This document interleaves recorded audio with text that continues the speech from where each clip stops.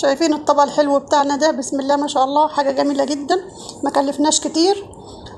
السلام عليكم ورحمة الله وبركاته. ازيكم حبايبي؟ عاملين ايه؟ يا رب تكونوا بخير. كلنا زهقنا من الحر ومش قادرين ندخل المطبخ، نقعد فترة طويلة ونطلع. لا، النهاردة هنعمل وصفتين اتنين اسهل من بعض، كمان بطريقة بسيطة وسهلة واقتصادية في نفس الوقت. هتدخلي تعمليها في المطبخ في 10 دقايق وتطلعي بسرعة.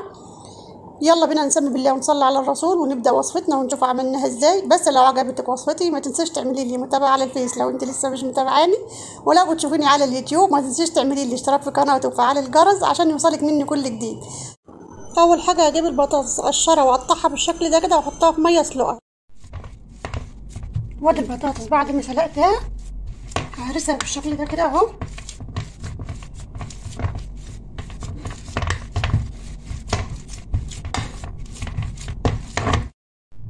بعد ما هرست البطاطس بالشكل ده كده ضفت لها معلقتين بقدونس مقطعين رفيع وبصله خضراء برضو مقطعه رفيع. ما عندكيش بصل اخضر قطعي بصله ناشفه بس قطعيها ايه رفيعه جدا. معايا بقى هنا التوابل بتاعتي، معلقه ملح، معلقه كمون، معلقه بابريكا، معلقه فلفل اسمر، ومعلقه كزبره ناشفه بالشكل ده كده اهو. ومعايا هنا معلقتين بقسماط، انا معايرهم بالمعلقه معلقتين هرميين. البطاطس اللي انا عاملاها دي قد ايه؟ دول 3 بطاطسيات حجمهم متوسط يعني. هنزل بقى كمان بالكيس ده كيس بطاطس بجيبه من عند العطار اهو، هو سعره مش غالي، هو ب2 جنيه اهو. بضيف برضه ايه التوابل دي بتخلي البطاطس طعمها حلو يعني بالشكل ده كده اهو. هنزل بقى ببيضه واحده بالشكل ده كده اهو.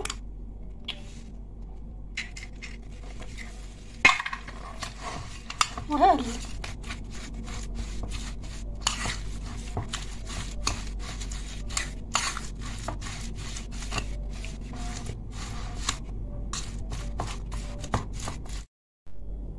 وده شكلها بعد ما هرستها بالشكل ده كده. اهم شيء قلبها في المكونات بتاعتها كويس. تعالوا بقى نروح على الزيت نقليها. بعد ما هرست البرنجان معايا هنا بقى دقه توم على فلفل مهروسين. هشكل بقى البطاطس عشان لما اجي اقلي على طول ما اخدش وقت بالشكل ده كده. شكلها بقى بالشكل اللي انت عايزاه.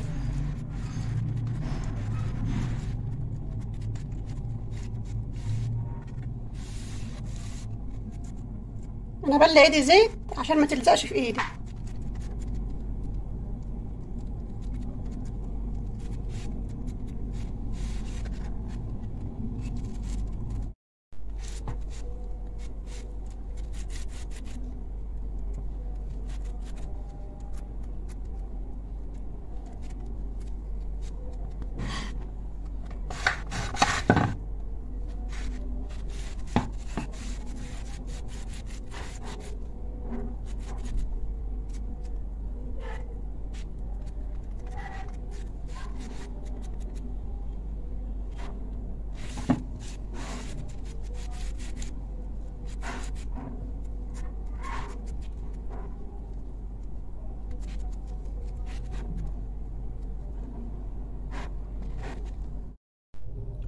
لو مش هتعمليها في وقتها، مش هتحمريها في وقتها، او مثلا ممكن انت عايزه تجهزيها وبعد كده ايه وقت الغدا تحمريها، جهزيها بالشكل ده كده وعينيها في التلاجة.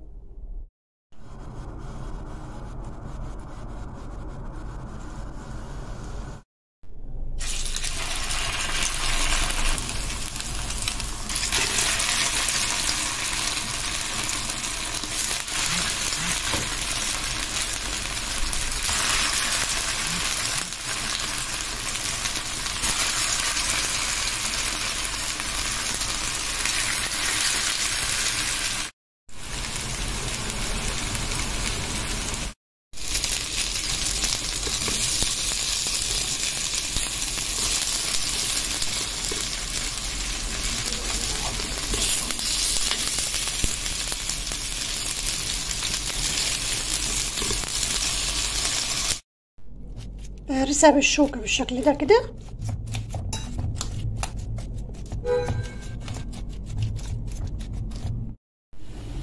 الوصفة التانية بقى هجيب بدنجانة احطها على البوتاجاز اشويها واقشرها بالشكل ده، بس مش اكتر من كده يعني، ما تهرسهاش قوي بالشكل ده كده. بعد ما هرست الباذنجان معايا هنا بقى دقه توم على فلفل مهروسين. معايا هنا بقى طاسه سخنه فيها معلقتين زيت، هنزل بالدقه. انا هنا خدت معلقه واحده من الدقه، نزلت بقى في الزيت بالشكل ده كده، وخليت معلقه هقول لكم هعمل بها ايه. كده يا دوبك دبلت معايا بس اهو، مش هحمرها. انزل بقى بواحدتين 2 طماطم مكعبات، ما تكتريش طماطم. هنزل بمعلقه ملح صغيره وههدي النار شويه، سيب الطماطم تتسبك معايا شويه.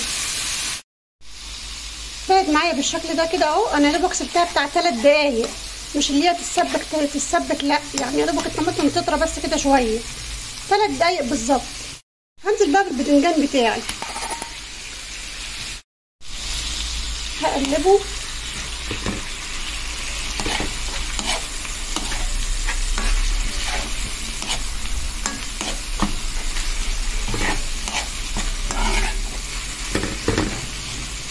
بالشكل ده كده اهو. هنزل بقى بفلفل الوان بالشكل ده كده اهو. ما عندكيش فلفل الوان مش مشكله على فكره في الاكل، اعمليه من غير فلفل الوان عادي، هو بس عشان موجود عندي فانا ضفته. بعد ما ضفت الفلفل بقى سبته لمده دقيقه بالشكل ده كده اهو، على نار هاديه. اهم شيء على نار يعني تكون متوسطه مش نار عاليه. هنزل بقى بالتوابل بتاعتي اللي هي فلفل اسمر، كمون، كزبره ناشفه، ودي معلقه الدقه اللي انا كنت ركناها اللي قلت لكم خليها، هقول لكم هعمل بها ايه بعدين اهي. هنزل بها في الاخر كده بالشكل ده كده مع التوابل، هقلب تقليبه بالشكل ده كده اهو.